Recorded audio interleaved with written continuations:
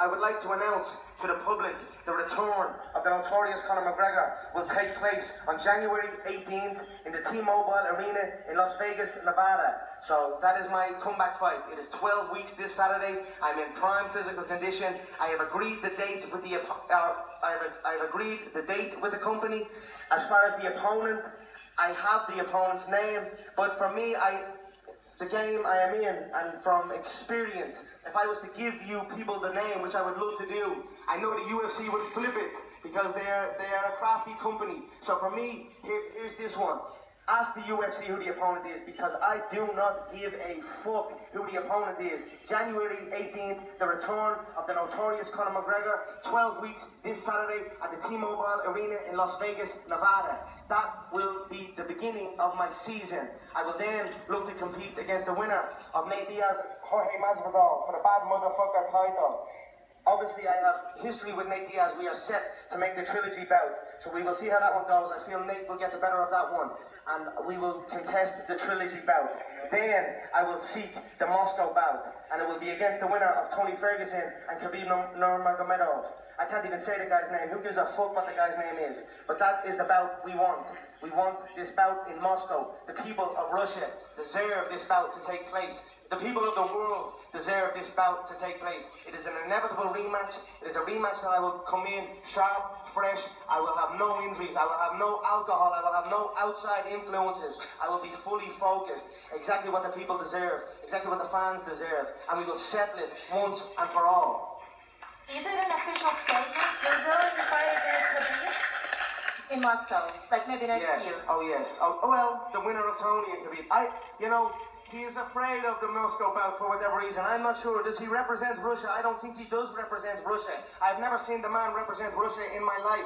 Have you ever seen him raise a Russian flag like I raised the Irish flag with pride? I've never seen it once in my life. He is running from the bout in Moscow. The public want it. The people want it. His own father wants it. He does not want it. He wants to bring a man down to a weight he has never competed in before. Even though in that weight division, he himself has almost died making that weight. He is afraid of risk.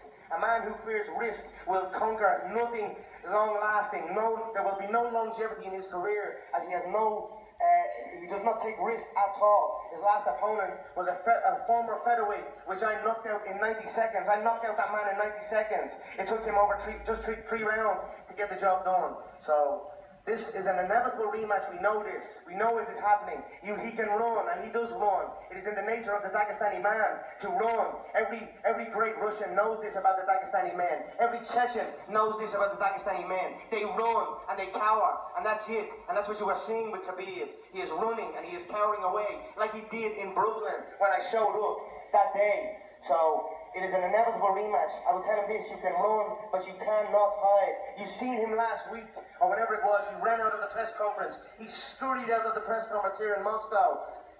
It is in his nature, but trust me, I am coming for him. But forget him for the minute. Like I said, January 18th, the return of a fully focused, notorious Conor McGregor will take place in the T-Mobile Arena in Las Vegas, Nevada.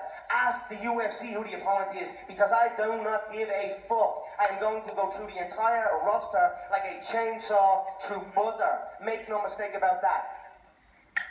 Wow, it sounds awesome. Conor, I want to ask you, how do you prepare mentally for each opponent? You told me how you prepare physically, but mentally, I think it's like maybe even more important than be prepared physically. For me, mental strength comes from your commitment, the work ethic you put in. For me, like I said, I am doing this so long, I have lapses in it. Sometimes, some fights, throughout the years, I have been all in. There would be no distractions, zero distractions. And then you rise up and you win, and then things happen and more business comes along, and distractions happen. And then the lack of effort, then you are not working as hard. So that has happened to me in my past. But for me, my mental strength comes from my work ethic, from my focus. And trust me when I tell you, I am focused here. I am structured now. I am developing a solid structure. I go to bed at the same time. I wake up at the same time. And I train at the same time. There is structure, and there is no outside influence. The fight is 12 weeks this Saturday. When I go from this press conference and this tour here, I go into camp. And you will not see me until I show up to fight. Okay, and where do you get your inspiration? Keep on doing what you're doing, like from day to day. You know, for me, on the come up, my inspiration and my motivation would come from looking at people who defy the odds. People who do what they are told they cannot do. You cannot do that, but the person still does it. The person works hard and goes ahead and pushes on. And that's where I took my motivation. Right now, I take motivation and inspiration from my young kids, Conor McGregor Jr. and Conor McGregor, my beautiful young kids, my little family. That is what motivates me and inspires me. I want to show them what hard work and what structure and what focus can do. I want to show them the best of myself, and that's what I will do on January 18th and continuing into my 2020 season, the return of the notorious Conor McGregor. Do you want your son to be a champion of UFC someday? You know, it's quite easy to become a champion. I want him to become a champion, a double-weight champion. Hey, maybe even a three-weight champion. If the UFC wise up and add more weight divisions also, which they should, I feel. You know, you've had people that have nearly died making weight. If you look at Khabib Nurmagomedov, he almost died on the scales making 155 pounds. Yet he wants to bring a former middleweight, a former welterweight down to make 155 pounds. It is the sign of a coward. You know, it makes no sense to me. So, for me, my son, he will be skilled in mixed martial arts competition. He will be skilled in all of the martial arts, just like his father. But it will be up to him if he wants to do this. I will not force him. He will have the skills to do it if he wishes, but he can do many things in this world. Were you expecting some provocative things from Team Khabib while in Moscow? Sorry? Were you expecting maybe some provocative things, some provocations from Team Khabib while you were in Moscow? Are they here? I don't see no one here. They know better. They know from past.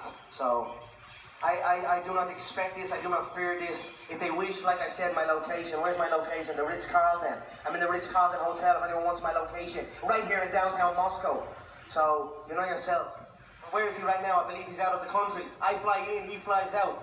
Typical of the Dagestani man. Can you tell us, please, who did you get into MMA?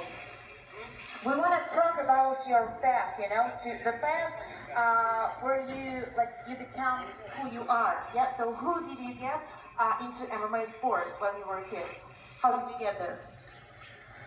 You know, mixed martial arts, I believe, found me. Obviously, fighting, the Irish, we are renowned for our fighting, and we are renowned for our drinking also, so I'm on top of both games.